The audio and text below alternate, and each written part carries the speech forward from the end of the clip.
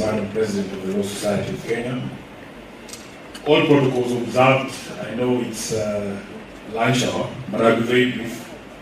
My name is Sifuna. I am the Senator of Nairobi, the Deputy Whip of the Minority, still Honorable Kalonzo. And many of you know me as the SG of ODM. Now, I had a choice. I had a choice to attend that jamboree in Homa Bay or to join you here in Diani to discuss protecting constitutional rule of law and to demand accountability from those in power. I want to say here that I am a proud member of the Law Society of Kenya. As you've been told, my first time being elected was as a member of the Council of the Law Society of Kenya. Those of you who want to join politics, you will always hear people throw snide remarks and saying, this one cannot even be elected as a chair of a cattle league. So, your first time is very important to demonstrate to people that you can actually be elected to anything. And that is the reason why I am always happy to join you. And as the Honorable Kalonzo has said again, you need to maintain some nexus between yourself and your profession, because you never know. The way some of the young people are talking in 2027, all of us might find ourselves back home, and we would have to find something else to do. I want to commend the leadership of the Law Society of Kenya, led by Madam Faith. You have stood in the gap for the people of Kenya. You have stood in the gap for those of us who may have failed the people of Kenya by applicating some of the roles that were expected for us to execute.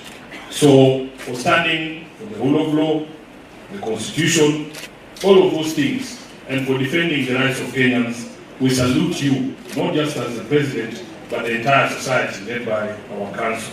Now, yesterday I came in and there was a conversation here that was going on. I found the Attorney General addressing this gathering, and she suggested that what leaders need more is prayer. I am not discounting the value of prayer, but if you are put in a position of advice, the most critical thing you need to do for your leadership is to give them the proper advice. These council members here are supposed to give good and proper advice to the President of the Law Society of Kenya.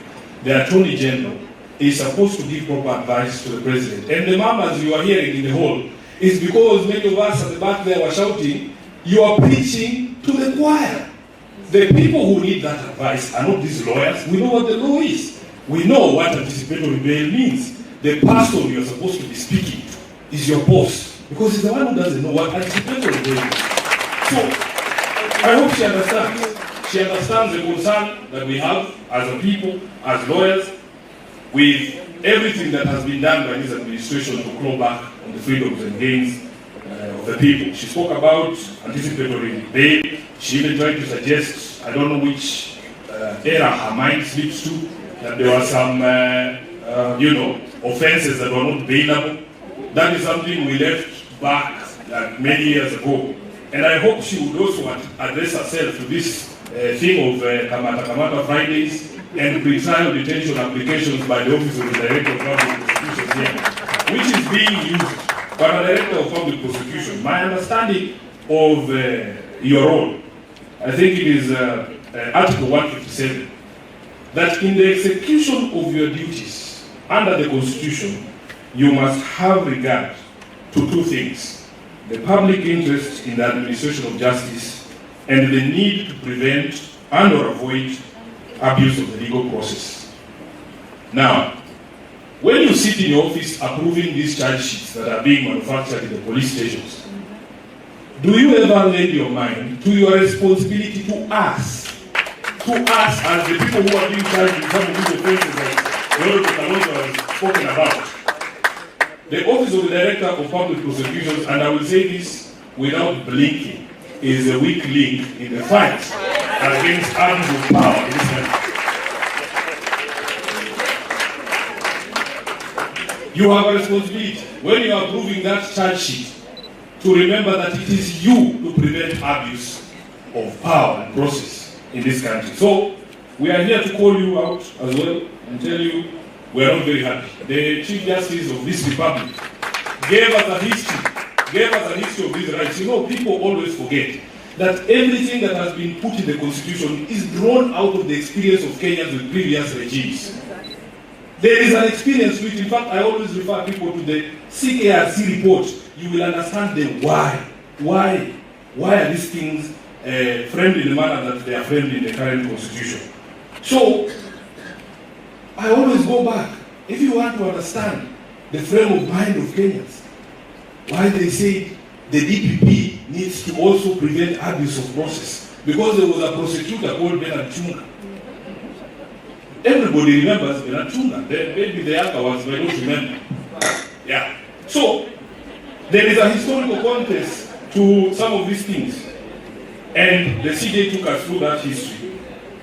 And she spoke about corruption as well. And she asked, who is this that is bringing corruption to the judiciary?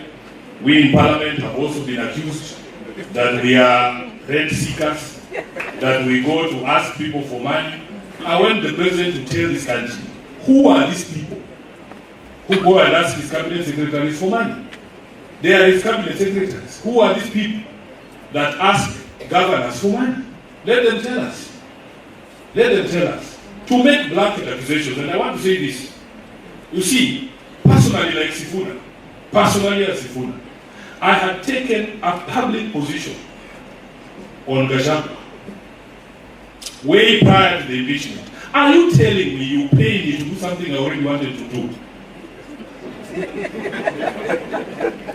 Had I not gone on record objecting to some of the things that were coming from the pulpit of the Deputy President? I had said it. Was I going to demand that you pay me to impeach Gachagua? So, Honorable Kalonzo, some of these things that people say, they are besmirching the entire house. If somebody has come to ask you for money, say, Sifuna asked me for money. There's a cabinet secretary who claims when they come to the Senate that somehow we ask them for money to be nice to them. I am a member of the Public Accounts Committee. Our proceedings are live. Those of you who have watched those proceedings, will you see a nice Sifuna? Is that what they pay me to do? Anyway, it's a difficult conversation, but we need to all agree that some of the people who are pointing fingers. If you have an upcoming event, be it a wedding, a polite function, or even a birthday, make sure to reach out to Bouncers with Degrees. These guys are elite professionals that always deliver. In fact, let me just walk you through their catalog because it's quite extensive. So Bouncers with Degrees offer VVIP and VIP protection, escort protection. They can double up as bodyguards. They offer hotel and restaurant bouncers. They offer wedding and burial security. They offer public event security. They can even offer professional drivers if needed to pair up with the security. They offer private security, perhaps on your property or wherever it is you need them to be, they'll be there. They also offer gym instructors because the entire crew is fit. That's how you make the cut to join this team. Now, if you're in need of services from Bouncers with Degree, you can reach out to them at 0700-491-645 or 0711-206-324. Or if you're old school like myself and you prefer using emails, just so that you can have access to paper trail, you can reach out to them at bouncerwithdegree@gmail.com. Thank you for choosing David Wafula as your primary news platform. We put countless hours in research, recording, and editing. By showing up each and every day to watch our videos, you encourage us to generate more videos for the viewers. We are on a mission to inform, educate, and build a better tomorrow. To our thousands of followers in a world full of presidents, kings, and queens, you are the real gem. Adios.